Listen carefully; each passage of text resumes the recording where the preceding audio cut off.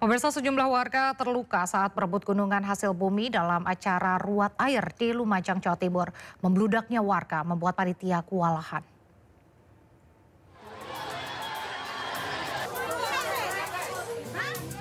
Sejumlah warga terluka saat berebut gunungan hasil bumi di lokasi wisata Tirto Sari View, Desa Penanggal, Lumajang, Jawa Timur pada Minggu siang. Bahkan seorang warga dilarikan ke puskesmas karena terkena lemparan hasil bumi di bagian kepala. Membludaknya warga yang datang membuat panitia kewalahan saat prosesi grebek gunungan hasil bumi. Warga pun saling lempar isi gunungan berupa buah-buahan dan sayuran. Itu kenapa tadi itu? Nggak tahu kan saya diam. Ya? Di sana tiba-tiba dilempar, terus kena mata.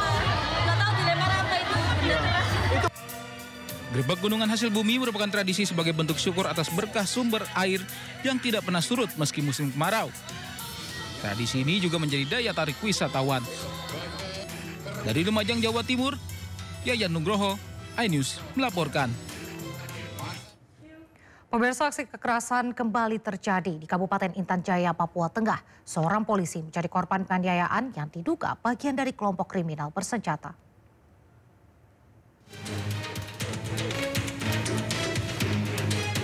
Aksi kekerasan kembali terjadi di Kabupaten Intan Jaya. Seorang anggota Polres Intan Jaya, Bribda Ricardo Pasaribu, menjadi korban penganiayaan oleh orang tak dikenal yang diduga kuat merupakan bagian dari kelompok kriminal bersenjata.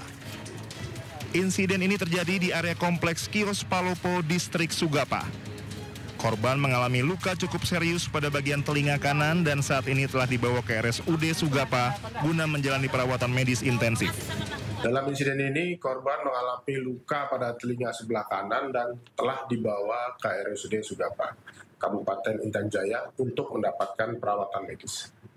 Atas kejadian tersebut, Satgas Operasi Damai Karten telah bergerak cepat menuju ke lokasi kejadian guna menemukan informasi dan barang bukti. Kami menghimbau kepada masyarakat untuk tetap tenang dan meningkatkan kewaspadaan, serta percayakan kasus ini kepada aparat keamanan. Polisi akan mengambil langkah tegas terhadap pelaku sesuai dengan hukum yang berlaku. Polisi dan TNI akan menjaga stabilitas keamanan di wilayah Papua Tengah, khususnya di Kabupaten Intan Jaya, yang belakangan kembali menjadi titik rawan aksi kekerasan oleh KKB. Dari Timika, Papua Tengah, Nathan Making, iNews melaporkan. Longsor yang terjadi di Kecamatan Wolomaru, Kabupaten Ende, Nusa Tenggara Timur mengakibatkan jalan Trans Maumere terputus. Akibat jalan terputus ini, 7 kabupaten terisolir.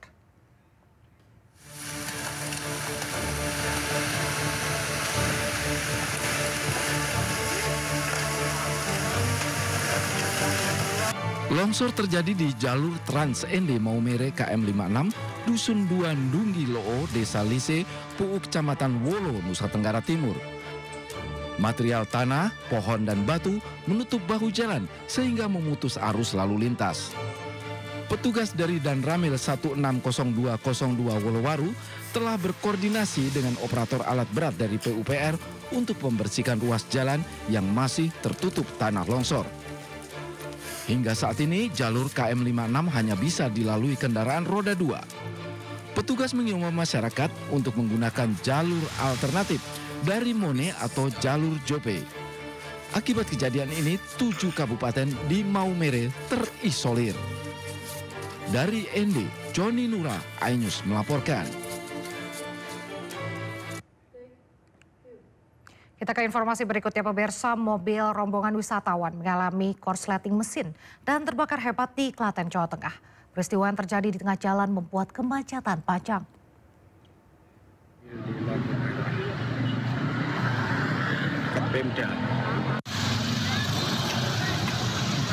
Sebuah mobil bernomor polisi AB1263EL yang ditumpangi rombongan wisatawan satu keluarga asal Yogyakarta terbakar di Jalan Pemuda Klaten, Jawa Tengah. Mobil tersebut hendak pulang setelah berwisata di Romo Jombor, Klaten. Namun tiba-tiba sesampai di traffic light Tonggalan Jalan Pemuda Klaten, tiba-tiba di bagian depan mobil atau bagian mesin mengeluarkan asap dan membuat panik para penumpang mobil. Beruntung para penumpang yang berjumlah sekitar 8 orang berhasil menyelamatkan diri sebelum api membakar sebagian mobil tersebut. Menurut pengakuan korban, api muncul dari bagian depan mobil sebelah kiri. Selanjutnya korban mengevakuasi diri untuk penumpang dan driver kurang lebih 8 orang. Setelah wisata dari Romo Jombor akan pulang ke kawasan Sleman. Diduga kebakaran tersebut akibat korsleting listrik di bagian mesin. Akibat kejadian tersebut, Jalan Pemuda Klaten sempat mengalami kemacetan beberapa saat. Dari Klaten, Jawa Tengah, Saiful Effendi, iNews melaporkan. Pemirsa, viral di media sosial video yang menunjukkan pesawat Batik Air hampir tergelincir saat mendarat di landasan Bandara Internasional Soekarno-Hatta, Tangerang, Banten, Sabtu kemarin. Dalam video yang beredar, pesawat terlihat mendarat saat kondisi hujan deras dengan sayap kanan nyaris menyentuh landasan. Pihak maskapai Batik Air pun menyampaikan bahwa betul pesawat dengan registrasi PKLTJ melakukan pendaratan ketika situasi hujan cukup lebat. Kemudian saat pesawat mendekati landasan pacu, terjadi peningkatan kecepatan angin dari arah samping. Meski demikian, pendaratan berlangsung dalam kondisi aman dan telah mengikuti seluruh prosedur operasional standar penerbangan. Berdasarkan hasil inspeksi pesawat usai mendarat, tidak ditemukan adanya kerusakan dan pesawat dinyatakan aman serta layak untuk melanjutkan operasional.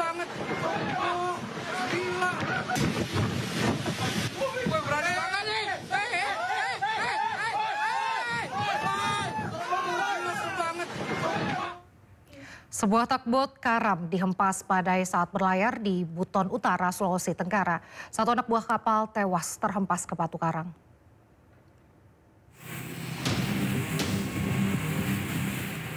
Dihantam gelombang tinggi di sekitar perairan Tanjung Goram, Desa Lantagi, Kabupaten Buton Utara. Sebuah kapal tugboat karam saat dini hari.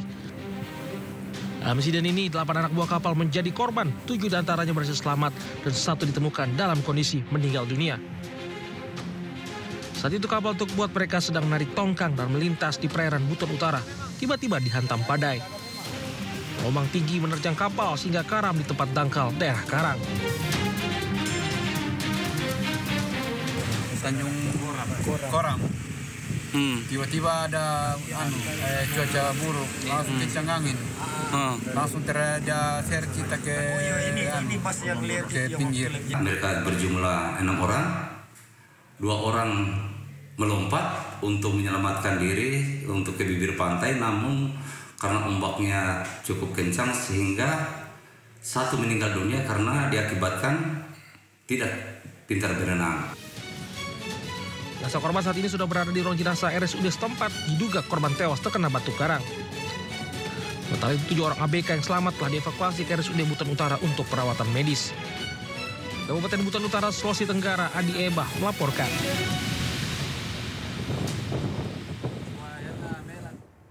Seorang wisatawan yang dilaporkan hilang tenggelam pada Jumat lalu saat bermain di pantai Sunset Pelabuhan Ratu Sukabumi, Jawa Barat berhasil ditemukan tim SAR gabungan. Korban ditemukan dalam kondisi mengambang di tengah laut sejauh 2 km dari lokasi awal.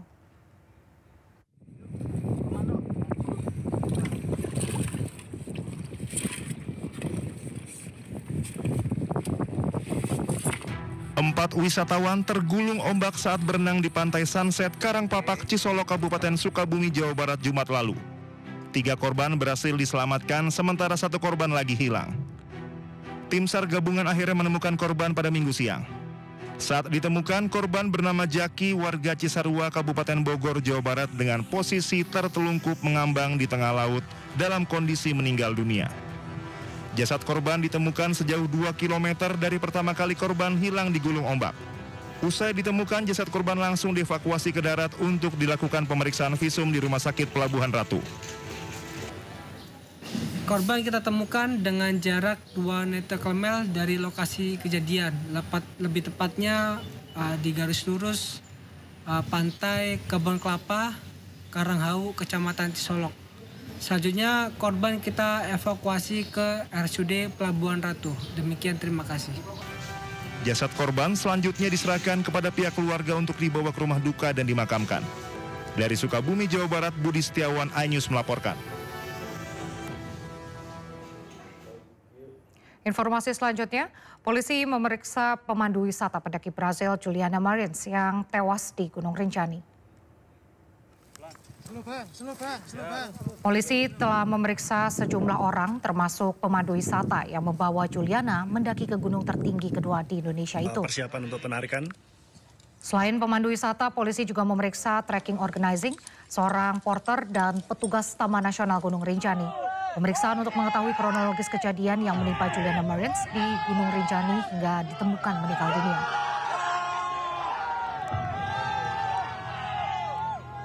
Pemanggilan tersebut mulai dari 3 hari yang lalu kami lakukan pemeriksaan awal terlebih dahulu dan kemarin juga kami memanggil para saksi tersebut untuk kami mintai keterangan terkait dengan insiden tersebut.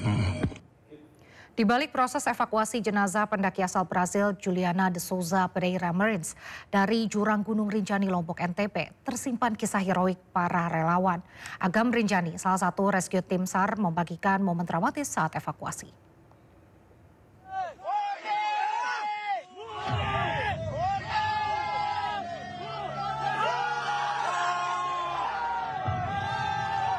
Pendaki asal Brazil yang terperosok di jurang Gunung Rinjani di Lombok NTB berhasil dievakuasi oleh tim SAR gabungan. Salah satunya datang dari Agam Rinjani, anggota tim SAR yang membagikan momen dramatis saat ia harus bermalam di tebing curam sedalam 600 meter demi menjaga jenazah Juliana Marins.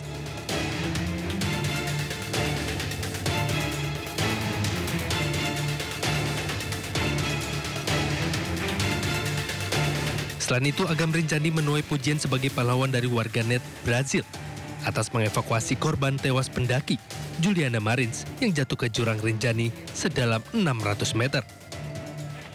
Jenazah korban selanjutnya ditandu menyusuri rute pendakian menuju posko Sembalu. Kemudian dibawa ke Rumah Sakit Bayangkara Polda Nusa Tenggara Barat menggunakan helikopter medis. Tim Liputan iNews melaporkan.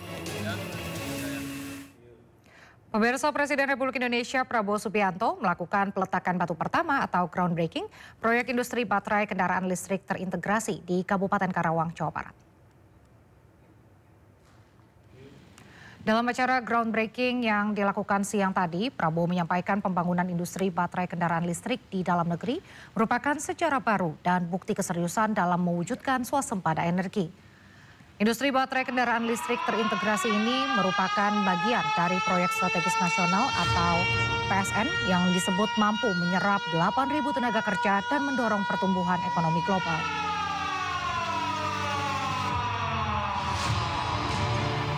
Hari ini groundbreaking ini bukti keseriusan para pimpinan kita dan kerjasama kita dengan mitra kita, dengan sahabat kita. Kita bermitra dengan kawan-kawan kita, saudara-saudara kita dari Tiongkok.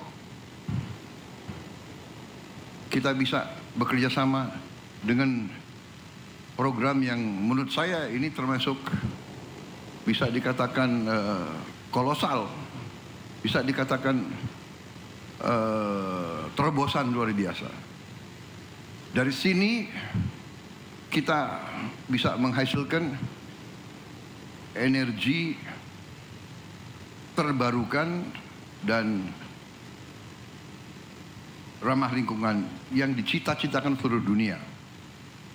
Saudara-saudara sekalian, saya diberitahu oleh para pakar bahwa bangsa kita ini sungguh-sungguh bisa swasembada energi, dan hitungan saya tidak lama, 5 tahun, paling lambat 6 tahun, 7 kita bisa swasembada energi. Dan Kementerian Sosial memastikan program Sekolah Rakyat akan berjalan pada tahun ajaran 2025-2026. Saat ini persiapan terus dilaksanakan sebelum akan diresmikan Juli mendatang. Sebanyak 20.000 calon siswa rencananya akan menjadi murid sekolah rakyat yang disebar di 200 titik lokasi di seluruh Indonesia. Para siswa di sekolah rakyat akan mendapatkan fasilitas dan akses pendidikan asrama dengan pemanfaatan teknologi digital. Kementerian Sosial mengatakan saat ini target awal 100 titik sekolah telah tercapai.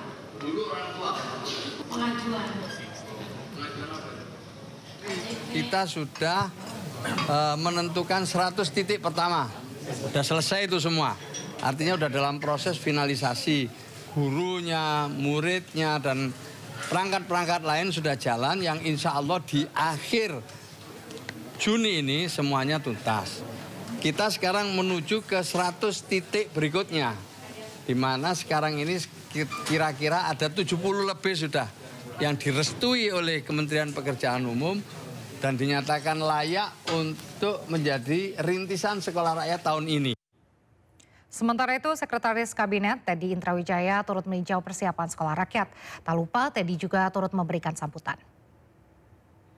Bapak, Ibu, adik-adik, anak-anak sekalian, selamat pagi semua.